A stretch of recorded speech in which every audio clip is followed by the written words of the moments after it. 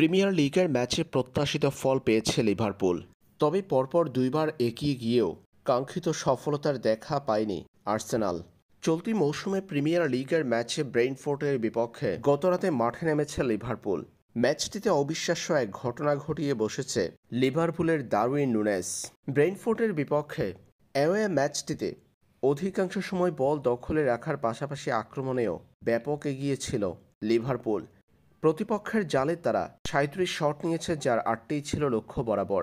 ৬৮% বল দখলে রেখেছিল তারা। এদিকে প্রতিপক্ষের জালে ৩৭ শট নেওয়ার পর সফলতার দেখা পেয়েছে লিভারপুল, তাও ম্যাচের ইনজুরি টাইমের প্রথম মিনিটে। ইনজুরি টাইমে ২ মিনিটের ব্যবধানে ২ গোল করেছে লিভারপুলের ডারউইন নুনেস। ম্যাচের ৯১তম মিনিটে প্রথম গোল করে লিভারপুলকে এগিয়ে নেন তিনি। এরপর ৯৩তম মিনিটে দ্বিতীয় গোল। অতিরিক্ত সময়ের শেষ ২ মিনিটে ২ গোল করে ব্রেন্টফোর্ডের বিপক্ষে ২-০ গোলে জিতেছে লিভারপুল, যার মধ্য দিয়ে পয়েন্ট টেবিলে নিজেদের সবার উপরের অবস্থানটা মজবুত করেছে তারা। ৫০ পয়েন্ট নিয়ে সবার উপরে অবস্থান করছে লিভারপুল।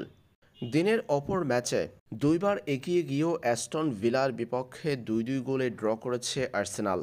ম্যাচের শুরুতে প্রথমার্ধে ৩৫তম মিনিটে আর্জেন্টাইন গোলরক্ষক এমিলিয়ানো মার্টিনেজকে বোকা বানিয়ে গোল করেছিলেন ব্রাজিলিয়ান তারকা গ্যাব্রিয়াল মার্টিনেল্লি। ট্রসার্ডের বাড়ানো বল ধরে চমৎকার গোলটি করেছিলেন গ্যাব্রিয়াল মার্টিনেল্লি। ১-০ গোলে এগিয়ে থেকে প্রথমার্ধ শেষ করে তারা। পরে দ্বিতীয়ার্ধে ম্যাচের ৫৫তম মিনিটে কেই হাভার্টসের গোলে ২-০ ব্যবধানে এগিয়ে যায় আর্সেনাল।